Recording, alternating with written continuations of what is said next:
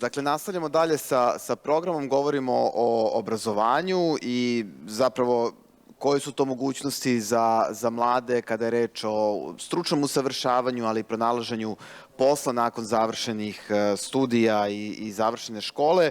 Garancija za mlade jeste jedan od programa Evropske unije i govorili smo o njemu nešto i na samom početku ovog dana. Na ovom panelu ćemo upravo govoriti više o tome, da vidimo kakve to on mogućnosti pruža i šta je zapravo taj program. Moji gosti na ovom panelu danas jesu Biljana Jelenković-Paspalj iz Nacionalne službe za zapošljavanje i Meću Peno iz delegacije Evropske unije. Meću će govoriti na engleskom, Biljana i ja ćemo govoriti na srpskom, tako da kome je potreban prevod, to bi trebalo možda sada da uzme slušalice. Dakle, hajde da nekako krenemo od toga šta ovaj program podrazumeva. Kako sam rekao, jesmo nešto jutros malo i o njemu već pričali, ali evo, volio bih da dobijemo taj neki kratak uvod o tome šta je zapravo ovaj program i kome je on namenjen i zbog čega je bitan. Evo, po dogovoru će Matthew, ja? Thank you. Thank you very much. I will start maybe on this more general question on the youth guarantee. Well, the youth guarantee is a scheme that has been in place in European Union member states for nearly 10 years now, which is trying to address the problem of youth unemployment, but also youth inactivity. So since its inception in the EU, I think it has benefited tens of millions of young people who found a job through the youth guarantee. And since 2024, since the 1st of January this year, the youth guarantee came to Serbia. So for the first time, through an EU contribution, a package of about 3 million euros. We are testing the youth guarantee scheme in 3 pilot locations in Serbia. They are currently in Niš, Kruševac, and Sremska Mitrovica. So what the youth guarantee tries to achieve is to offer every young person who approaches the local employment service with an offer of training, education, or a job offer within 4 months of registration. This is now the type of offer that fall under the youth guarantee are relatively diverse. Behind training, behind job offers, there's a number of possibilities. But we're currently subsidizing internships for secondary and tertiary education graduates. We're subsidizing also training at the request of an employer. We're subsidizing first jobs, first employment, similar to my first salary, for example, in Serbia. But we also have a number of measures for people with special needs, so typically people with disabilities, but also, just to take one example, single mothers willing to get back into the workforce and who will receive financial assistance to either pay for the transport to their workplace or to afford childcare services. So in a nutshell, this is what the Youth Guarantee is doing. And our objective, starting early 2027, if I can project myself a little bit into the future, is to expand this scheme from these 3 pilot locations to the entire territory of Serbia. And who is eligible for the program? So in terms of eligibility, it is actually quite straightforward. One needs to be below 30 years old. So you can be 29 years and 11 months, that still qualifies. And you must be also actively looking for a job. Of course, if you already have a job offer or you're simply inactive, you are not expected to register under the scheme. Mm-hmm. And you said that the program has been in place in the European Union for 10 years. What's the assessment of the program? So I guess that it was successful since you decided to also expand it to Serbia. I think it has been generally very successful, but has also encountered a number of challenges, which I think Serbia is very much aware of. This is why I think we're currently working together to try and address these challenges. The first one, I think everyone will understand intuitively. It requires additional human resources. We need to have dedicated trained advisors that are used to working with young people and who have a good contact with young people. So part of our budget from EU is used to recruit additional youth advisors in these 3 locations. I had the pleasure to meet some of them personally. They're highly qualified and I think highly motivated. So it's really our hope that these advisors will continue to grow, but we will also be able to recruit more of them in the future. And the second challenge would be to bring those who are a little bit invisible out of the system to register with the Youth Guarantee. So typically in a country like Serbia, but pretty much everywhere else, there is the visible part of the iceberg, the population that is unemployed, that comes and registers with the employment service.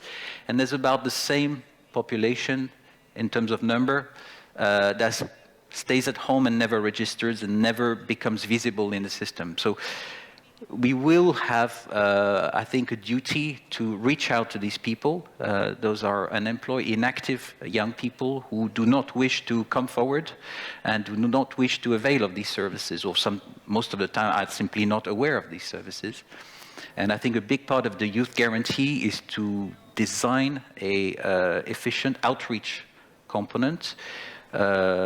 It doesn't happen overnight. For that, we need to liaise with social centers. We need to work with local municipalities, of course, national employment branch offices on the ground, NGOs, in order to use all the channels available to bring those who have lost confidence or simply do not trust in the system to come forward and receive this Youth Guarantee offer.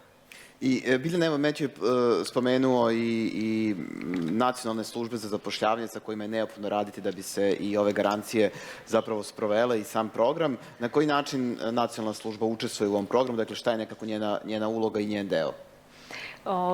Dobar dan svima, već se moderator predstavio. Pa evo, gospodin Metiju je već rekao dosta toga o suštini samog programa. Mi kao nacionalna služba za zapošljavanje smo jedan od partnera, odnosno glavni implementacioni partner, tako mogu da nazovem, naše ministarstvo je koordinator. Inače, Garancija za mlade je program na koji se obavezala Republika Srbija kao zemlja da sprovede taj program. Suština ovog programa u odnosu, evo da uporedimo ono što do sada već radimo, otprilike je poznato i ovde prisutnima, šta radi Nacionalna služba za zapošljavanje, pruža osnovnu podršku zapošljavanju, savjetovanjem, informisanjem ili davanjem nekih sredstava za zapošljavanje. Suština ovog programa je da se na uključivanju mladih na tržište rada, integraciju njihovu, učestvuje više institucija kroz partnerstvo sa institucijama, organizacijama, civilnim sektorom, svim ostalim partnerima, zajednički dođemo do tog cilja. Mi jesmo glavni implementacioni partner, mi ćemo sprovoditi mere putem kojih pružamo podršku. Osnovne mere, evo, gospodin Metiju je nešto od toga rekao, ja mogu da spomenem konkretne mere koje pružamo. Znači, u svakom slučaju se mladom nezaposlenom licu, ono što je bitno, uslov da je on uključen u program je mlad do 30 godina i da je nezaposlen, da je prijavljen na evidenciju Nacionalne službe za zapošljavanje da bismo mogli da mu pružimo podršku. Podrška se pruža u skladu sa njegovim potrebama. Znači, svakom licu nije potrebna ista podrška. Nažalost, manje je onih kojima je potreban osnovni set usluga. Nekome je dovoljno da se prijavi, da ga informišemo o slobodnim poslovima, on ima odgovarajuće kvalifikacije, dovoljno je motivisan, može da se snađe na tržištu i dovoljno je da ga informišemo o ponudi, da se on javi poslodavcu i da zna kako da se predstavi i mi smo negde došli do cilja i on može da se zaposli. Međutim, takvih je jako malo i među ovim mladim kategorijama. Uglavnom su to lica kojima je nezaposleni, kojima je potrebna intenzivnija podrška. Znači, mi pokušavamo onda kroz njihovo uključivanje u radionice, motivacijone, aktivacijone, da ih tako nazovem, jednodnevne, dvodnevne, da pružimo tu podršku u smislu ako im je malo nisko samopouzdanje, motivacija, ne mogu da se snađu na tržištu u smislu izvora informisanja, predstavljanja poslodavcu, jačanje njegovih kompetencija je neophodno za tržište rada. To je jedan vid podrške,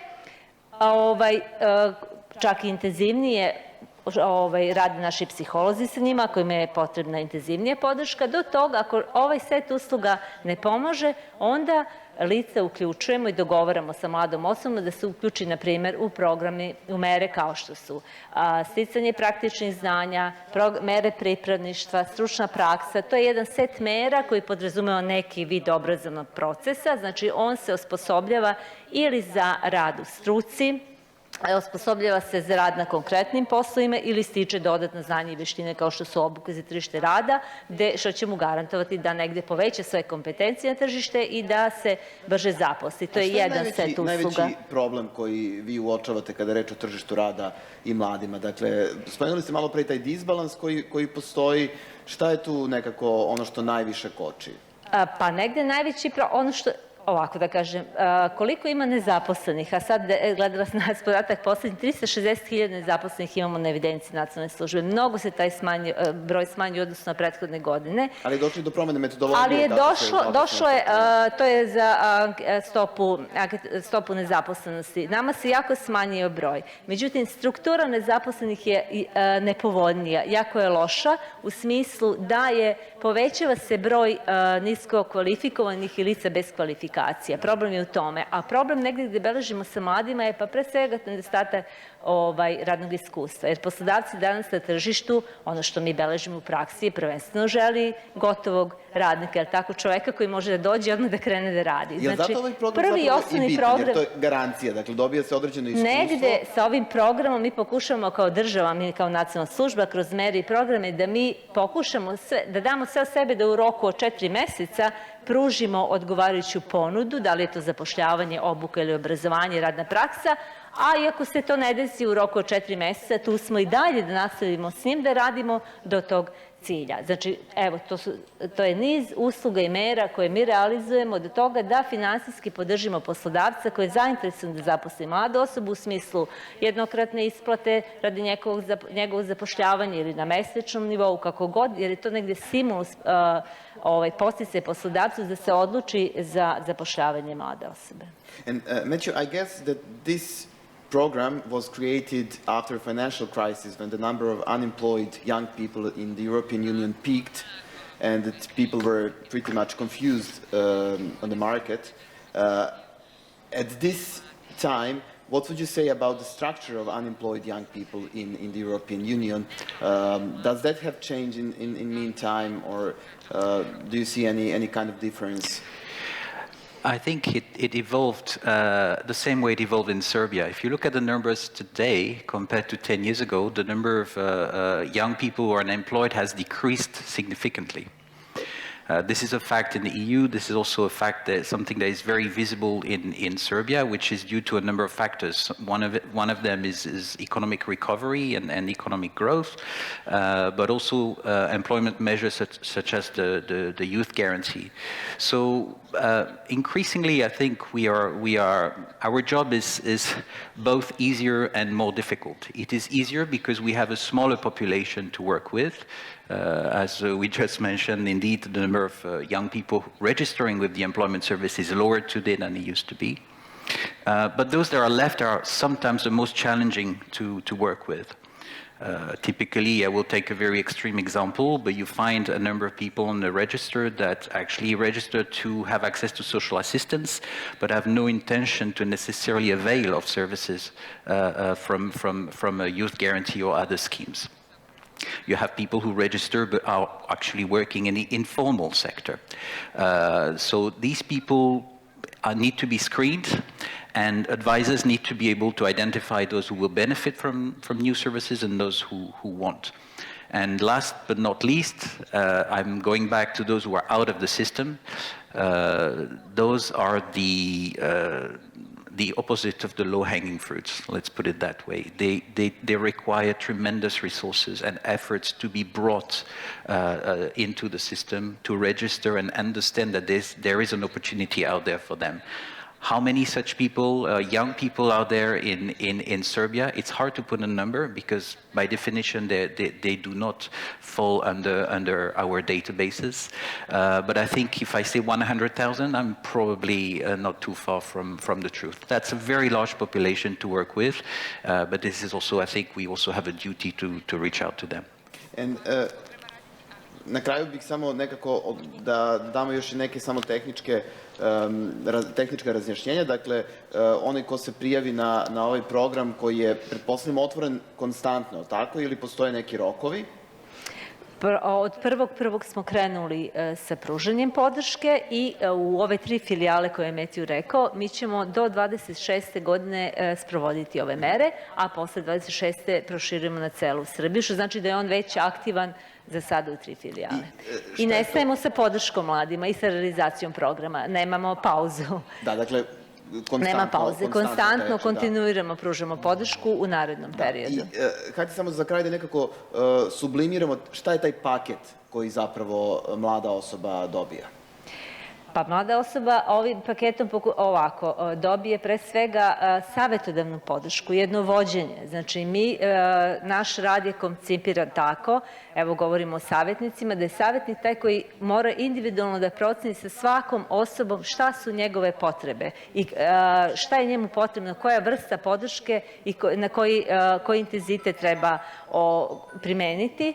Znači, paket je od informativno-savjetodavnih usluga, obuka, stručnog osposobljavanja do direktnih finansijskih podsticaja za zapošljavanje. Da li postoji neki spisak firmi sa kojima se sarađuje kada je reč o tim praksama ili tih programa u 4 meseca? Nacionalna služba za zapošljavanje još u februaru raspisala prvi paket, da kažem, javnih poziva i mera.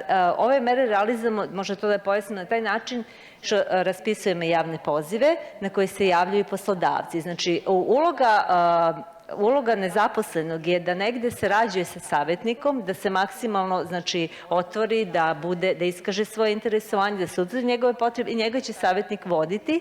A za poslodavce, znači mi raspisujemo javne pozive, oni se javljaju, konkurišu, mi odobravamo i na taj način ako poslodavac iskaže interesovanje da zaposli pripravnika, da zaposli nekog da stekne određena znanja i veštine ili čak da dobije neku subvenciju, mi to odobravamo i onda spajamo kandidata koji odgovara tim poslovima sa poslodavcem. Znači, javni pozivi, konkursi su namenjeni poslodavcima i oni su od februara do kraja godine otvoreni. Poslodavci se javljaju i mi sad u kontinuitetu realizujemo te aktivnosti. Ja samo mogu da iznesem broj. Evo, trenutno u Garanciji za mlade, ove 3 filijale, danas sam pogledala cifre, 2900 mladih je uključeno. Znači, oni u ovom momentu dobijaju podršku, a od početka godine do sada 1700, njih je, više od 1700 ima pozitivan ishod. Znači, od tolikog broja koji se prijavio, znači preko 35% smo ostvarili pozitivno. Ili su se zaposlili u subvencije ili bez subvencije. Znači, mislim, evo i Metju može da kaže da je to negde relativno dobar podatak za početak ovog programa. How does it differ from the European Union average, if you have data about it? I don't have specific data on employer network. I think that's what you're referring to, or the number of beneficiaries per municipality, because right now in Serbia, when we talk about these numbers, we're really talking about a pilot. At the moment, in the region, there's only one other country that has implemented a pilot, and it's North Macedonia. Serbia is the second one, and I think at the moment, Serbia is probably the most advanced. And so I would start to look at the region for comparison rather than EU countries where the scheme has been running for years. But the problem of having a strong network of employers is the same everywhere. Luckily, we're not starting from scratch. We're not reinventing the wheel here. We're working with competent employment service branch offices that have been doing this for a long time, and that already have a network of companies working with them. The challenge is now to bring information to this network that we have more resources and we have a renewed focus on young people. That's not something that employers are aware of. They might be hesitant to recruit young people, but if they become aware of the opportunities that are out there in terms of subsidies, but also additional skills, they are more likely to join the scheme and to help us make the Youth Guarantee a success.